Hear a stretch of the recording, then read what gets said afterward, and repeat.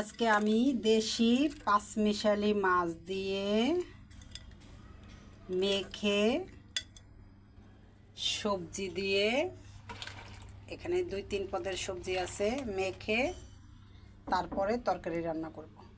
এখানে আমি সব ধরনের মশলা দিয়ে দিছি, এটা সুন্দর করে মেখে নিব। মশলাটা সুন্দর করে মেখে নিয়েছি, দেখেন আমি কি সুন্দর করে মেখে নিছি। এখানে ধুন্দুল, বেগুন আর একটা আলু দিছি। মাছগুলো দিয়ে দিব, সুন্দর করে মেখে নিব। বসিয়ে দিয়েছি, কয়েকটা কাঁচামরিচ দিয়ে দিচ্ছি।